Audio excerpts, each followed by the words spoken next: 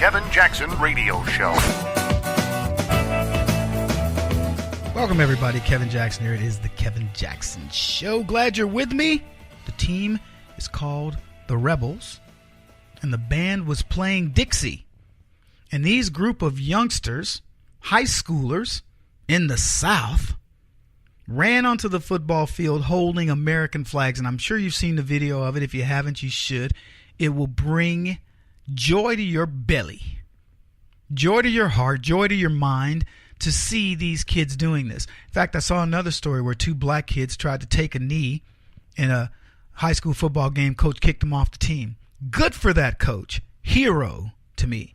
But I want to go back to this team in the South that played Dixie as their team. Was a lot of black kids ran out onto that field with that American flag and showed patriotism beyond belief. Good for them. Let me tell you what that means, folks. That shows you that there was a time during the last 8 years under Barack Obama where I don't even believe that would have happened. I believe if Obama had been president right now, the NFL would be so progressive at this point. People, the sponsors would be loving these clowns. The entire teams would all be taking a knee during the anthem. We'd be talking about not playing the anthem. There'd be things like, well, you know what, we should just not play it. They've already said, well, the teams that used to, they just would stay in the locker room. Well, why? Then they said, no, it was good PR, good marketing for the NFL to show that these guys, stood for the flag. Yeah, they stood for it as long as the NFL made money. That just covered up the little Band-Aid that's been brewing. By the way, not just through the NFL, through all companies. Pay me enough money, I'll say what you want me to say. That's the Jesse Jackson, Al Sharpton way.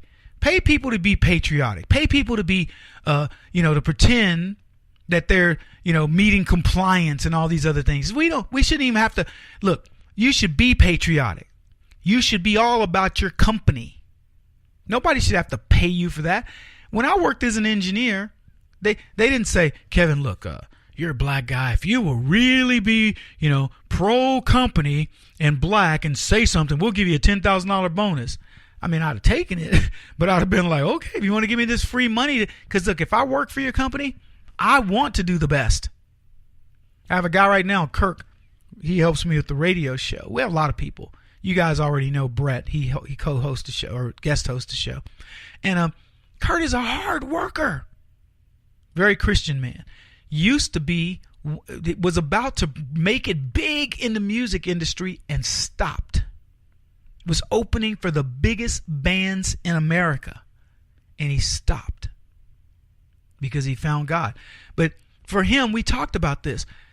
God says, do your best. If you have a job, do your best. Work as if you are working for the Almighty himself. That's the way you should treat your work. Go toil in the field. So, work my butt off, not because somebody gives me money or whatever. But the NFL's got to be paid to be. I tell you what, we'll add that to our deal. Will you pay us $11 million to come stand for the anthem? And then they go sit. They take a knee. Well, these kids ran out. They didn't have to be paid to run out with American flags. That's why I love little kid sports. But then there's a whole other group of kids. We talked about these guys taking the knee. 8-year-olds taking the knee. All these high schoolers run out with the flags. Oh, yeah, pro-Americana. And what's funny about it is it's happened in the South. The racist South. Let me tell you where the most racist part of the country is. It's the West Coast. It's the Northeast. Yeah. The West Coast and the Northeast are the most racist parts of this country. And there are some parts of the country in the Northwest that are racist, but they're stupid racist. They don't even know it. Like these Portland and Seattle racists. They think, oh, we're helping black people. We're not helping black people.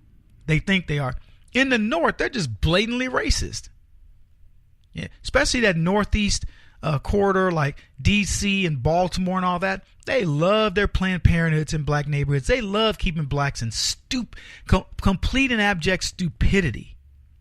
They love that black folks are trained.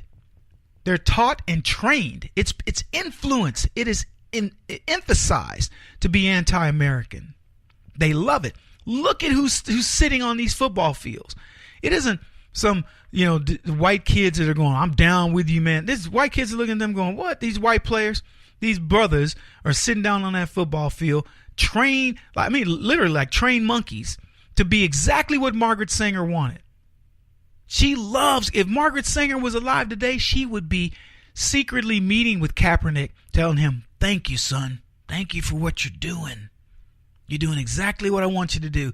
You're fooling black people into believing that there's misery all over the place. I was on TV on some guy, Steve Hilton. He's on The Weekend. I didn't even know who the dude was. He's that British guy that comes on the weekends. And he gives a monologue, and I grew up in Britain, and we know that oppression is happening in America, and I'm coming on, I'm like, I don't even know what you're talking about. What oppression in America are you talking about? I said, you're talking about the 1960s. You are not talking about Y2K17, my friend, when there are examples on top of examples of black achievement and a nation that we built.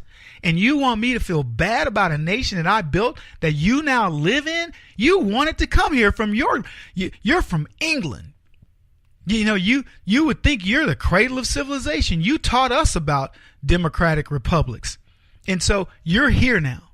And you want to look at this situation and go, oh, black people are oppressed. No, we're not. I didn't even see his side of the interview. From what I'm told, he was just like, what?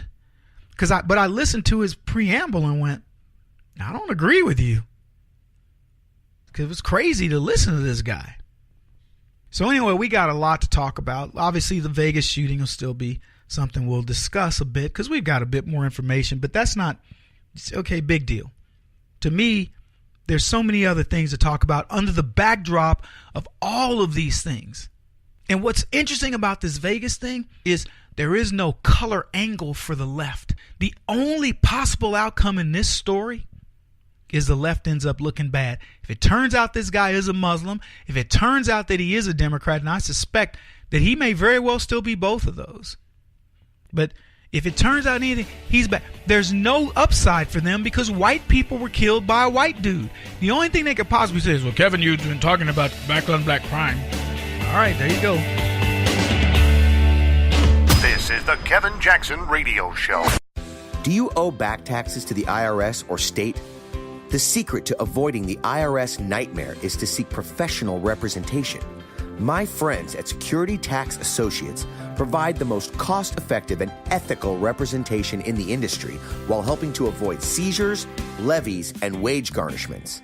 Security Tax Associates is here to ensure that the appropriate steps are taken to permanently eliminate any possibility of future tax burdens once and for all. For a free, no-obligation consultation, contact Security Tax Associates, 844-779-4177. That's 844-779-4177. 844-779-4177. Or visit them at securitytaxassociates.com.